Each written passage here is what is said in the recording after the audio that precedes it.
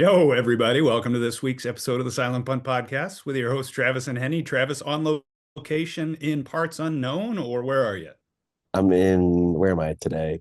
Charlotte. Charlotte. Yep. Awaiting a connection to... Hot Springs, Arkansas, golf capital of the world. Oh, sweet. Jealous. All right, I won't keep you. What's your sticker? Sticker is some kid that for a Division IV school ran for how much? 595 yards. What was it? As a former Division III player, that's disrespectful to say Division IV. I would think you would be a little bit more caring of other humans. But Monty Quinn from Curry College. I've heard of that college. Where is it? Northeast somewhere. Massachusetts, maybe? Oh, really? Okay. All right. Pretty sure. Still, 522 yards. Impressive. He eclipsed all of my JV rushing title and at Ithaca. So I really can't get. I'm just jealous. How many touchdowns do you have? 7? I don't know. Oh, I had 4 in one game once, but that was the height. Little guy. Yeah. I had 3 carries for 0 yards as a senior at Ithaca. That sounds like my career rushing stats, actually. Yeah. 2 little known facts about Curry College. They have a haunted walk that the kids do on a dare, and they are the Colonels. The Colonels. Is it in Salem, Massachusetts? That's the only thing I can really... I don't think it's in Salem, but their founder was a Civil War colonel. Oh, the Colonels. I'm trying. I want to go into their bookstore and see what kind of mascot gear they have. Probably pretty cool. If any of our listeners are near Carroll College and you want to send us a Carroll t-shirt, or not, no, Curry. Sorry, I'm getting the C's mixed up.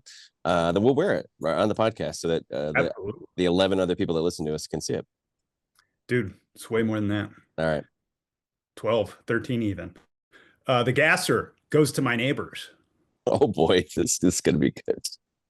So not my direct neighbors, people in our neighborhood. So technically not next door neighbors or across the street neighbors, but they moved in maybe a year and a half or so ago. Youngish couple with at least one child. And one of the first things they did immediately, we were walking by on a walk, is they tore up about 50% of their front yard to do something with. And, you know, the first day we saw it, we're like, they're out there with the little kid and the kid's helping. We're like, oh, that's cute. They're doing something. Well, like 16 months later, and that is still sitting there like they did it that particular day. Looks like shit, which whatever. It's your house, your prerogative. You paid the money. I'm walking by yesterday. Guess what they're putting on the roof of their house? Oh, solar panels. Yeah, on the entire thing. That's unacceptable as well? Well, no, I mean, that's cool. But if you got $40K to put solar panels on your roof, fix your goddamn lawn. Well, maybe it's a potato patch. Maybe they have vegetables in there. Do potatoes and vegetables take 16 months to grow? No, hopefully not. You know, the other thing that I noticed was missing last night, a light bulb in their street light. Wait, are they responsible for the light bulb? Yes, it's on our property. Wow. Are you the president or just like the vice president of the HOA there at your local? I had about a 1-year stint on the HOA, and that was enough of other human interaction for me. Okay, got it. Well, it might be time to get back on the board to take care of this tomfoolery. It's going to hell in a handcart. All right, topic 1, vibrators. Great. Continue.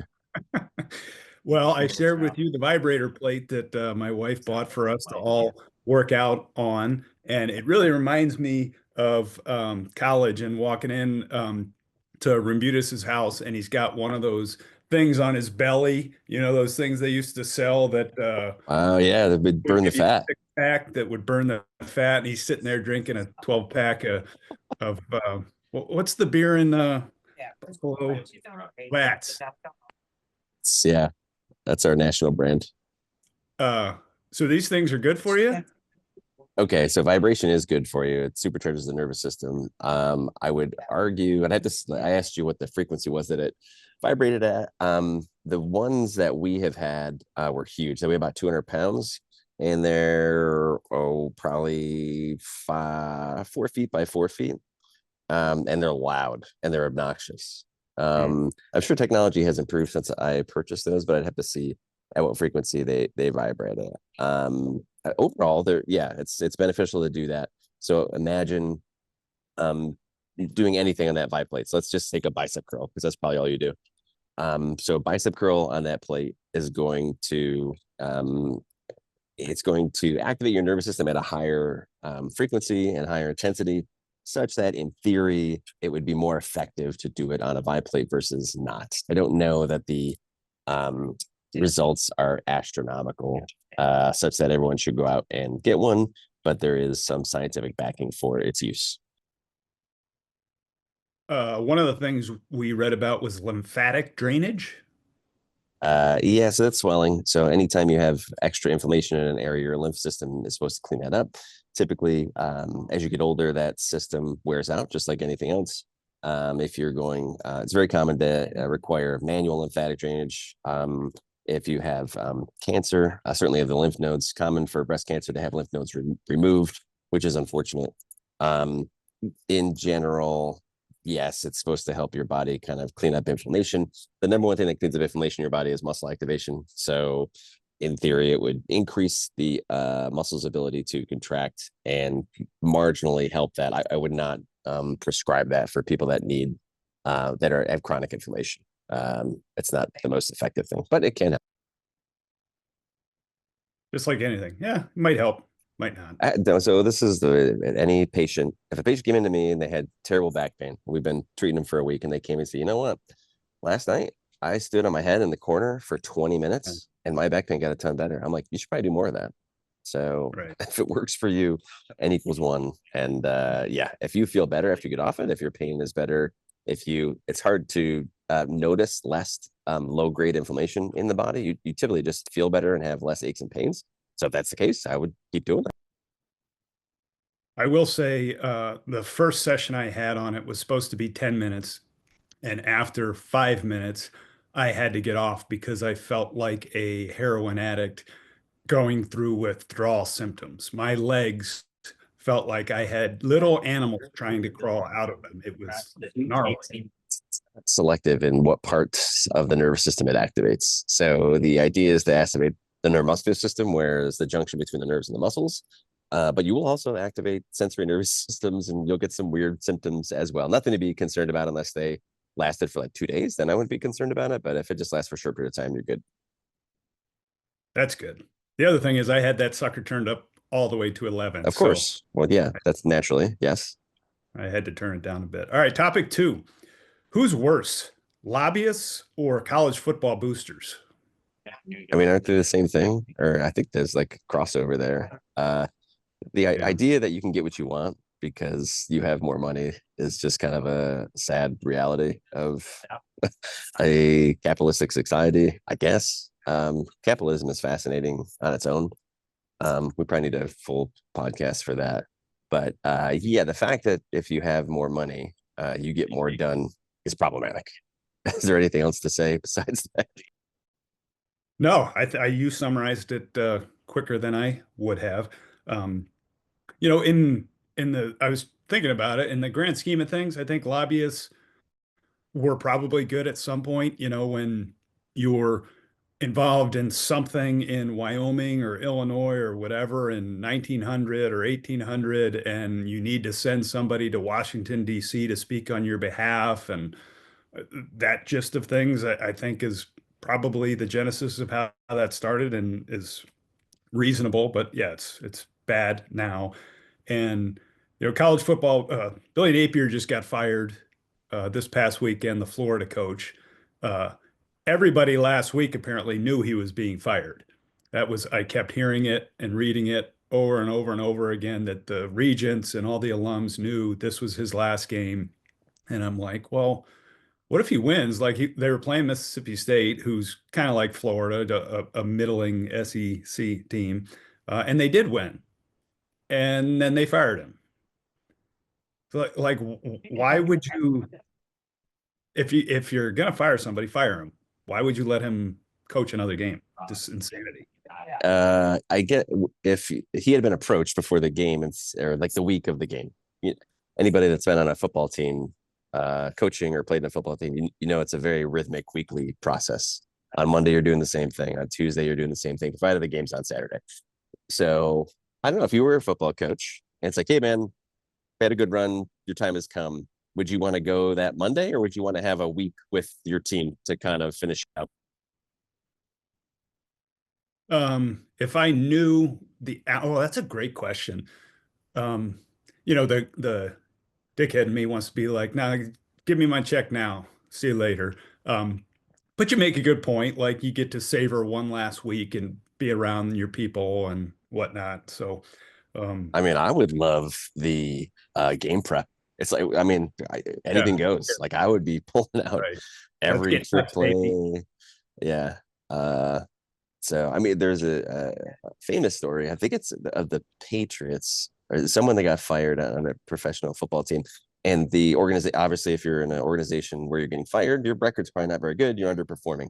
Well, in the NFL, you try to get draft picks. And so it came down from Oh, GM owner, like, hey, we need to lose this game. And the coach said, fuck that. We're not lose this game. And they won the game and it cost them like 3 draft spots. And it was, I'll have to look that up. I have to remember that. But that was an example where they definitely should have fired the coach on that Monday instead of letting it continue. yeah. Well, I mean, no coach is ever gonna try to lose. Even with like tanking in the NBA, you're not tanking and trying to lose. You're tanking by putting crappier players on the field than you would ordinarily. All right, next topic, dreams. This you kind of brought this up a little while ago. You dream much? I had a dream this morning. I had to get up at 3:45. I had a dream that a friend of mine hit a 4-leg parlay, and I texted him this morning and just let him know like, you better put something down today. Find something. It's an opening day of NBA, so not that hard. But dreams are in research a sign of 2 things. Do you know what that is? If you I dream know. a lot, you what? I have no idea. Typically high intelligence. If you talk to somebody and they don't dream at all, start to get concerned about their intelligence. I've tested this in a small case sample. I find this to be true, and also it's a reflection of increased quality of sleep.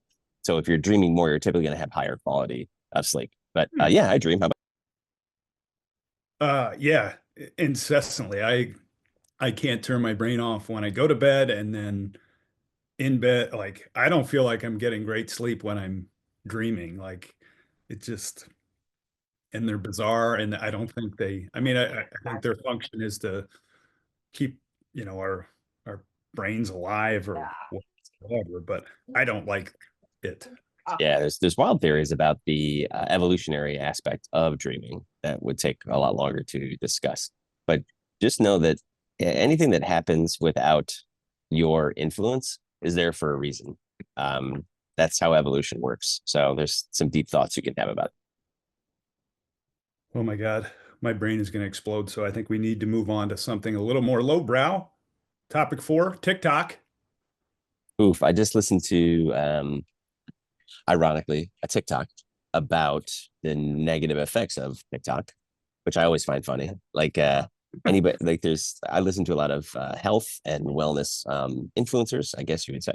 And of course, they're going to say that's bad for brains, bad for brain development, bad for focus. Meanwhile, they're delivering this on that platform. So that's one, funny. But 2, the nature of TikTok is to decrease your attention span. The whole goal of that platform is to get you to not be a deep thinker, because then if you really thought deeply about your use of TikTok, you'd be like, wow, I just lost an hour of my life I will never get back. At the same time, it's very entertaining. If you want to use it as breaks, I can see that using it in 5 to 10 minute breaks in between sustained attention span on something meaningful that you're working on. That could be reading a book. It doesn't have to be, creating, uh, life-changing um, programs or products or anything like that. If you want to use it as a break, that's fine. But if you're scrolling through that like an hour a day, then there's trouble. Yeah, as a break, I got it basically because knobs like you kept sending me TikToks that I couldn't watch, and I'm like, all right, That's how it I'm works, man. They've got it right. figured out. Yeah.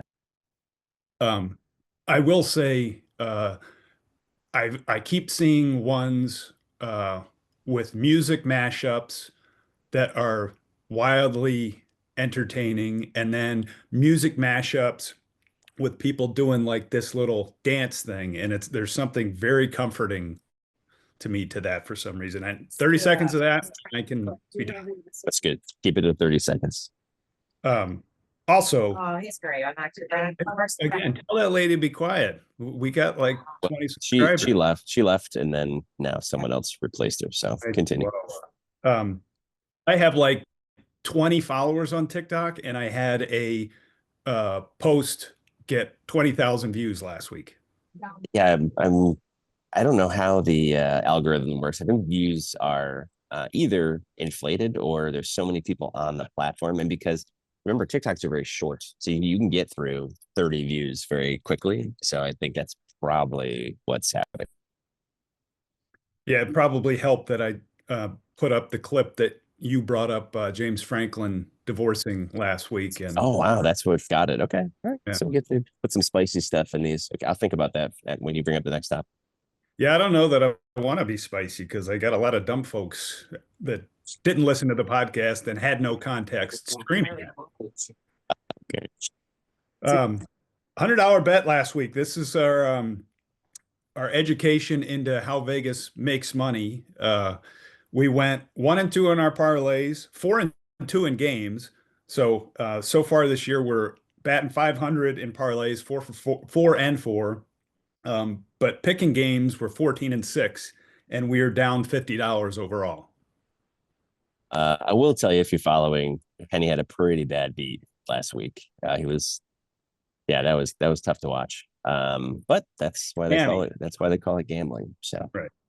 So Miami, I put some faith in Carson Beck, which was misguided. And then I'm not a professional gambler, so I don't do a crap ton of research and did not realize that Texas Tech's starting quarterback was out for the game. I don't know that I would have put them in a parlay. Yeah. So the lady agrees with me and everything. I know she's upset because she is a listener and she put some money down, but she's waiting for this week's pick. She thinks you're going to have a comeback. I'm excited about it. Yeah, our subscribers will get that in the email Wednesday morning. Sounds good. Are we done with topics? We run them all out? Yeah, we're out, brother. Okay. All right. Well, hopefully we find something viral that we said and more TikTok listeners will pick up, and then we can get up to maybe 14 or 15 listeners by next week. Be careful what you wish for. Great date, buddy. She thinks it's 7 or 8, so I don't know. All right, we're gonna take a knee, and you're gonna buy her a coffee. And ironically, in my airport lounge, I can take a shower if I want to. I just have to reserve it. So I'm gonna go ahead and. What lounge are you in? I'm in the Amex lounge, American You're Express. Such a big shot, dude. It's not. It doesn't cost that much Amex, and the benefits, like I get like a couple free streaming services. If you know how to work the system, it actually works well. And actually have a 2-hour layover and you get free food and drinks in the lounge. It's really a good investment if you can do it. So now that we've, alienated some of our lower earners, listeners, you talked about, being on the HOA and some guy can't clean up his lawn, put an extra 10K into his lawn and fix it. And I said, I'm remoting in from the Amex lounge. So now you can feel free to make some negative comments about privilege in here. Well, they're welcome. I'm drinking coffee from Costco. Speak for yourself. Well, you're drinking it out of a $200 mug, so that kind of bit you in the ass. So, all right. On that, Can't speak. on that note, we'll see you next week. Take it easy.